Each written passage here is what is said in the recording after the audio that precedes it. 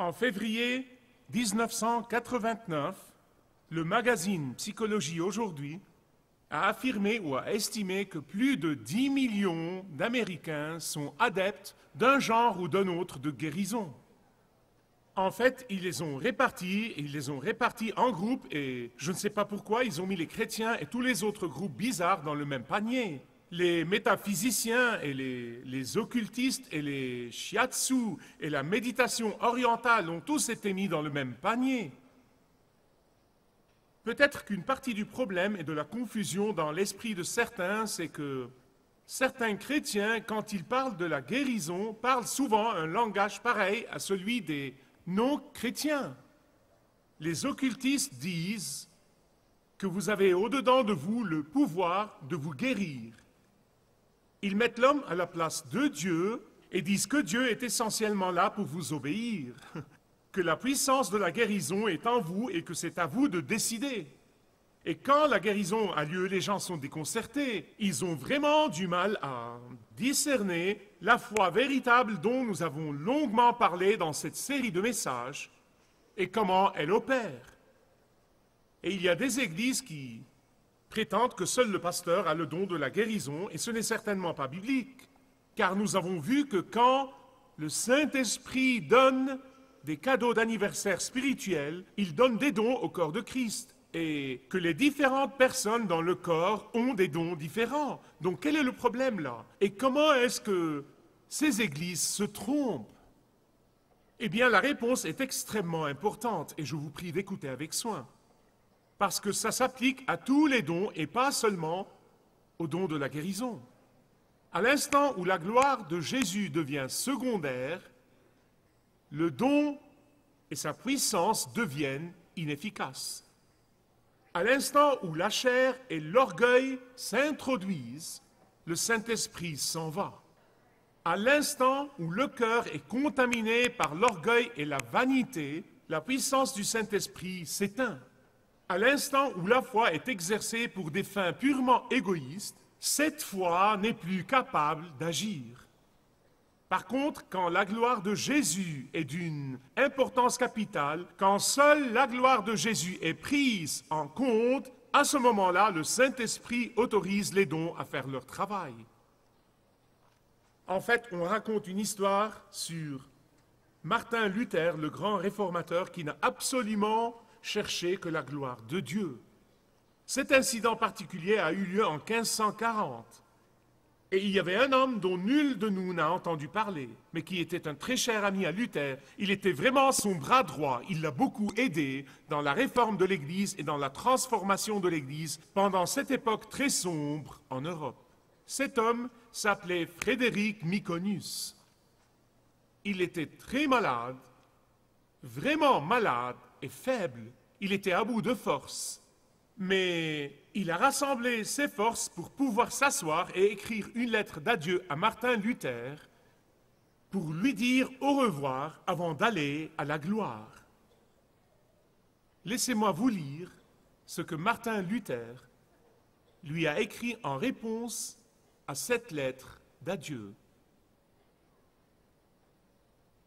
Et je cite, il lui a écrit « Je t'ordonne au nom de Dieu de vivre, car j'ai toujours besoin de toi dans le travail de la réforme de l'Église. Le Seigneur ne me laissera jamais entendre dire que tu es mort, mais il te permettra de me survivre. Je prie pour ceci, c'est ma volonté, et que ma volonté soit faite, car je ne cherche, écoutez bien, je ne cherche qu'à glorifier le nom de Dieu. » Et Frédéric a repris des forces et a survécu à Martin Luther de 2 mois. Quand seule la gloire de Dieu est prise en compte, vous pouvez prier par la foi en vous fiant à Dieu et en croyant qu'il fera infiniment au-delà de tout ce que vous pouvez imaginer. Quand vous désirez ardemment la gloire de Dieu, Dieu entendra vos prières et les exaucera. Et là, dans 1 Corinthiens chapitre 12, verset 9, l'apôtre Paul nous parle en fait des dons au pluriel, de guérison au pluriel. Mais le fait que ces deux mots, les dons et les guérisons, soient au pluriel est très révélateur. Que nous dit la parole de Dieu? La parole de Dieu dit que tout comme il y a une diversité de dons de guérison, il y a une diversité de guérison.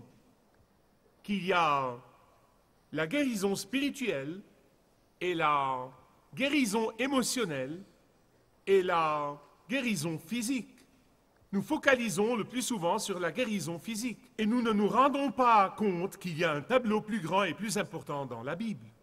Laissez-moi vous parler de la guérison spirituelle. Le Seigneur Jésus-Christ, dans Matthieu chapitre 13, verset 15, dit ce qui suit. Il parle de la dureté des cœurs de ses auditeurs qui refusent de croire en lui. Et il dit, car le cœur de ce peuple est devenu insensible.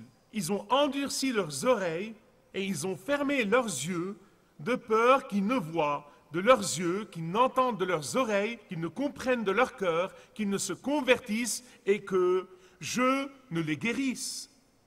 De quel genre de guérison parle-t-il ici? Il parle de la guérison spirituelle. Comment se produit cette guérison spirituelle? Écoutez avec soin, s'il vous plaît. Quand vous menez quelqu'un au Christ, quand vous menez quelqu'un qui n'est pas croyant à devenir croyant au Seigneur Jésus-Christ, quand vous êtes l'instrument dans la main de Dieu pour amener quelqu'un à la foi en Christ, vous exercez votre don spirituel de guérison. La guérison spirituelle. Quand vous aidez un chrétien indiscipliné ou récidiviste, un chrétien égaré, et que vous l'aidez à se repentir et à revenir au Seigneur, vous exercez le don de la guérison spirituelle. En fait, c'est ce que dit l'apôtre Pierre dans ce passage très connu et il est souvent mal appliqué. Et je vais vous dire pourquoi. 1 Pierre 2, 24 parle du Seigneur Jésus-Christ sur la croix. Il dit, et il a lui-même porté nos péchés. Il n'a pas dit porter nos maladies, il a dit porter nos péchés en son corps sur le bois, afin que, morts au péché, nous vivions pour la justice. Lui, par les meurtrissures duquel vous avez été guéris. Nous sommes guéris spirituellement. Par sa mort sur cette croix, par l'effusion de son sang, nous sommes guéris spirituellement. Pourquoi? Grâce à la croix. Quand un corps est physiquement guéri, et je reviendrai sur ce point dans un moment, tôt ou tard, finalement, ce corps mourra. Mais quand quelqu'un est guéri spirituellement, il ne mourra jamais, jamais, jamais, jamais, jamais. Jésus vous en donne sa parole. Qu'est-ce que donc la guérison émotionnelle?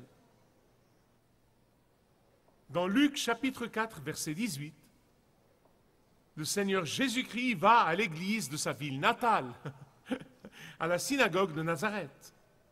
Et ceux d'entre vous qui ont voyagé en Israël, qui ont été là-bas, elle est toujours là. Et Jésus va s'asseoir dans la synagogue et il prend le manuscrit et il l'ouvre au prophète Ésaïe. Et Ésaïe a prophétisé Jésus 700 ans avant son avènement.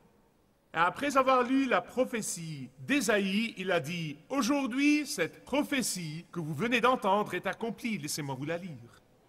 « L'Esprit du Seigneur est sur moi parce qu'il m'a oint pour annoncer une bonne nouvelle aux pauvres. Il m'a envoyé pour guérir ceux qui ont le cœur brisé, pour proclamer aux captifs la délivrance et aux aveugles le recouvrement de la vue, pour envoyer libres les opprimés ou ceux qui ont le cœur brisé. » Ceux qui ont le cœur brisé, ici veut dire ceux qui sont émotionnellement et psychiquement brisés, ceux qui sont émotionnellement et psychiquement effondrés. Mais qu'est-ce qui cause cet anéantissement? Qu'est-ce qui cause cet effondrement? Le péché et les forces démoniaques. Pour libérer spirituellement, pour libérer émotionnellement les opprimés et ceux qui ont le cœur brisé, il n'y a qu'une puissance, et c'est la puissance de Jésus. Même pas de celui qui a reçu le don, seule la puissance de Jésus et l'autorité de Jésus peuvent libérer les captifs. Nous n'avons pas besoin de voir loin pour nous rendre compte que nous vivons dans une société dont les fondations s'effondrent aujourd'hui sous nos pieds, où le bien est mal et le mal est bien. Dans une société où nous voyons de nos propres yeux que des millions de dollars sont dépensés pour sauver les baleines alors que les bébés sont tués dans le ventre de leur mère, que nos églises ont justifié et accepté le style de vie immoral, que nos églises ont justifié et accepté des activités démoniaques dans la vie des croyants comme si c'était la norme. Et pas seulement ça, nous nous effondrons moralement et spirituellement comme société. Il y a non seulement l'effondrement et l'anéantissement spirituel qui causent des dégâts émotionnels et détruit les gens et brise leur cœur et anéantit les cœurs de beaucoup de gens dans la société, mais encore le faux enseignement et les faux sermons qui empirent les choses. Dans notre monde rapide, en évolution rapide, beaucoup de gens sont incapables de tenir bon et de tenir le coup et ils capitulent devant Satan et le péché. Et le monde est désorienté. Il est désorienté par l'Église, il est désorienté par les faux enseignants, il est désorienté par plus d'un pasteur, il est désorienté par plus d'un directeur d'école, et désorienté par plus d'un professeur d'école. Et nous avons une génération de pratiquants qui vivent dans le péché, qui sont asservis par le péché et accros au péché. Une génération qui a des forteresses démoniaques dans sa vie. Une génération qui a besoin d'une pilule pour se réveiller et d'un verre pour dormir. Et ceux d'entre nous qui ont reçu les dons de la guérison spirituelle et émotionnelle sont peu disposés à les exercer au détriment de l'Église de Jésus-Christ dans son ensemble. Mais la Bible parle aussi de la guérison physique. Oui, je suis de ces gens qui croient que Dieu guérit toujours aujourd'hui. Je ne crois pas que vous pouvez mettre Dieu dans une boîte et dire il peut faire ça et ça cette fois-ci et il ne peut pas faire ça cette fois-là. Je ne crois pas ça. Je crois toute la parole de Dieu. Le Seigneur Jésus-Christ a ouvert les yeux des aveugles. Il a fait entendre les sourds. Il a fait marcher les boiteux et il a fait parler les muets. Plus tard, nous lisons que Pierre et Jean sont entrés dans le temple. Et là, ils ont vu un homme boiteux de naissance qui demande l'aumône. Et ils l'ont regardé et ils lui ont dit « Nous n'avons ni argent ni or, mais ce que nous avons, nous te le donnons. Au nom de Jésus-Christ de Nazareth, lève-toi et marche. » Et l'homme s'est levé et a marché. Et croyez-moi, et c'est une réprimande pour moi, nous avons des églises qui ont l'argent et l'or, mais qui ont perdu la puissance du Saint-Esprit. Actes 8, 6 et 7, Philippe a exercé le don de la guérison et il a guéri des paralytiques. Dans Actes 28, 8, Paul a fait naufrage en Malte, mais même là-bas, dans cette situation difficile, il a imposé les mains au père de Publius et il l'a guéri. Dans chacun de ces cas, la guérison était instantanée. Mais la chose que vous devez remarquer dans le livre des Actes, c'est là que vous avez la vérité de toute la parole. La chose que vous remarquez, c'est que la guérison était non seulement instantanée, mais encore rare. Ceux qui avaient le don de la guérison l'utilisaient avec modération. Car sinon, Paul aurait pu guérir Épaphrodite, qui était malade depuis longtemps. Philippiens 2, 25. Timothée était malade depuis longtemps. Et pourquoi Paul a-t-il laissé Trophime malade à Milet dans 2 Timothée 4, 20? Et la question est souvent posée, est-ce que Dieu guérit aujourd'hui? La première chose que vous devez savoir, c'est que le caractère de Dieu est immuable, que le caractère de Dieu est cohérent, que Dieu n'est pas le Dieu d'une formule, que Dieu n'est pas un distributeur automatique où vous mettez la monnaie exacte et vous obtenez le produit que vous voulez. Dieu ne s'y prend pas de la même façon avec 2 personnes, juste comme il n'y a pas 2 personnes pareilles. Dieu guérit de façon diverse. Il peut soit guérir instantanément en réponse à des prières sincères, soit il peut se servir des médecins et de la médecine qui peuvent prendre longtemps. Soit, et je le crois aujourd'hui de tout mon cœur, que Dieu se sert des médecins croyants. Mais il y a parfois la guérison complète quand quelqu'un va à la gloire et reçoit ce corps qui est absolument... Je rêve de ce jour-là. Qui ne connaît ni la douleur, ni le mal, ni le péché. C'est la guérison complète.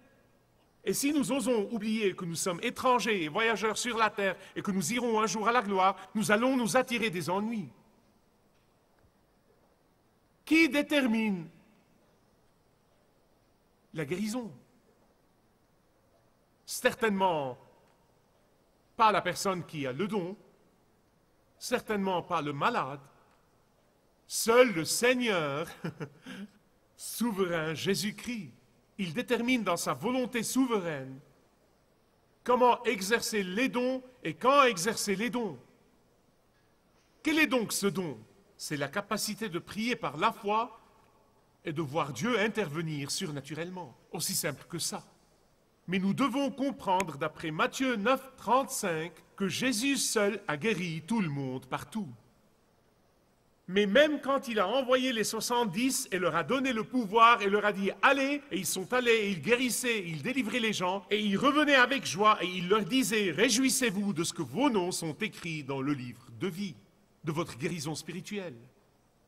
Votre guérison spirituelle est extrêmement importante car elle détermine votre éternité et non seulement les quelques années que vous allez passer sur terre. Mais vous voyez, vous devez comprendre qu'à l'époque de Jésus, les pharisiens avaient un programme pour tout et ils ont trouvé le système. Ils disaient que si vous n'êtes pas guéri, c'est de votre faute. Vraiment, c'est un enseignement pharisaïque, mais pas seulement ça. Ils enseignaient que toutes les maladies sont associées au péché. Jésus a dû contester tous ces trucs. Il a dû les contester. Or, l'apôtre Paul nous montre qu'il y a des maladies associées à la désobéissance et à la désobéissance continue. Dans 1 Corinthiens chapitre 11, verset 30, il dit que certains abusaient de la table du Seigneur parce qu'ils ne se rendaient pas compte qu'il faut venir à la table du Seigneur dans le respect et la crainte et la vénération et le repentir et par la foi. Il dit, c'est pourquoi qu'il y a parmi vous des malades et même des morts. Ah, mais toutes les maladies ne viennent pas par suite d'un péché personnel. Mais toutes les maladies viennent parce que nous vivons dans un monde déchu. Mais ne vous limitez pas à me croire sur parole. Le Seigneur Jésus lui-même a démoli cette façon de penser des pharisiens dans Jean chapitre 9, quand les disciples ont cru ce faux enseignement et sont venus lui demander qui a péché, est-ce que ses parents ont péché? Et Jésus leur dit personne. Ni l'un ni l'autre. Il a démoli cet enseignement pharisaïque. Ceux qui ont les dons de la guérison ne les exercent pas d'après la foi du malade. Non, ils exercent leurs dons d'après la volonté et le désir souverain de Dieu. Bien-aimés, faites très attention aux faux dons qui peuvent être exercés par des forces démoniaques. Écoutez, il y a des moments où Dieu diffère la guérison, et il a ses raisons. Qui connaît la pensée de Dieu? Parfois Dieu nous la révèle, et parfois il ne le fait pas. Il y a des années, John Stott donnait une série de messages d'évangélisation sur le campus de l'université de Sydney, et le tout dernier soir qui devait être le point culminant de toute cette campagne d'évangélisation sur le campus de cette université, il a perdu sa voix. Il ne pouvait pas parler. Donc, les étudiants se sont regroupés et ont prié « Seigneur, guéris John ». Et il a prié « Seigneur, s'il te plaît, c'est le dernier soir, j'ai vraiment besoin de ta guérison ». Il n'a pas été guéri. Et comme il le dit lui-même, il a dit « J'ai croissé l'Évangile ». Il a dit « J'ai croissé l'Évangile ce soir-là, avec un micro littéralement à 2 cm de ma bouche. » Et pourtant, pendant des années, chaque fois qu'il revenait de l'Angleterre en Australie, quelqu'un s'approchait de lui et lui disait « Je suis venu au Seigneur le soir où tu as perdu ta voix. » Par moments, Dieu attend que le malade s'occupe d'un péché enraciné dans sa vie. Parfois, c'est pour l'aider à croître spirituellement et à faire confiance à Dieu. En fait, quand l'apôtre Paul n'a pas été guéri de l'épine dans la chair, il en a conclu que Dieu se servait de l'épine pour lui apprendre l'humilité. Il a dit, je sais que c'est à cause de quelques révélations exceptionnelles, je vais traduire à ma façon. Il a dit, il l'a fait pour m'empêcher d'attraper la grosse tête. Il a dit, c'est pourquoi j'ai prié 3 fois et Dieu n'a pas exaucé ma prière. Dieu lui a dit pourquoi, mais parfois Dieu ne nous dit pas pourquoi. Écoutez la conclusion de Paul, quand il a prié 3 fois. Et je n'ai aucun doute dans mon esprit qu'il a prié sincèrement. Il a probablement jeûné, il se souvient de ces 3 fois. Il a évidemment pris le temps de prier. Il dit, je me glorifierai donc bien plus volontiers de mes faiblesses afin que la puissance de Christ repose sur moi. Car quand je suis faible, c'est alors que je suis fort. Est-ce que cela veut dire que nous ne devons pas prier pour la guérison physique? Absolument pas. Ces 3 fois, comme je vous l'ai dit, il a probablement prié, il a exhorté le Seigneur, et il a prié jusqu'à ce qu'il ait eu une révélation claire. Et nous avons besoin d'en faire de même.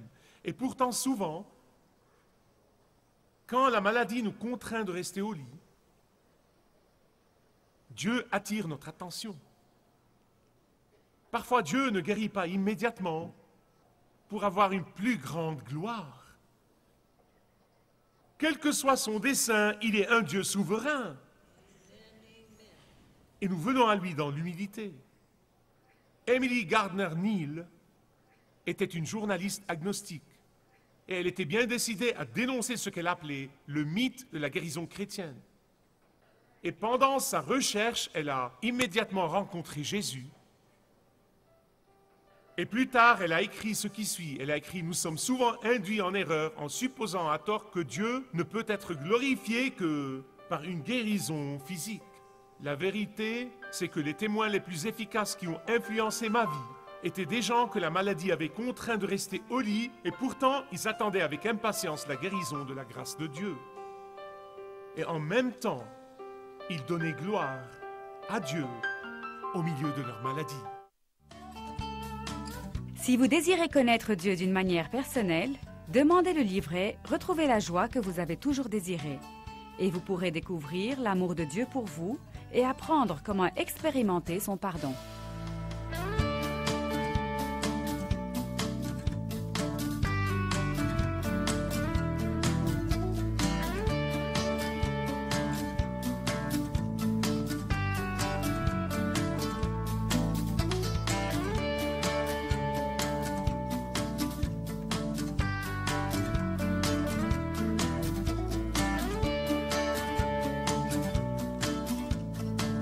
Si vous avez une relation personnelle avec Dieu et vous êtes intéressé à marcher plus intimement avec lui, demandez le livret « 7 pas sur le chemin de la foi » qui vous guidera dans une relation plus profonde avec votre Père Céleste. Demandez votre livret gratuit.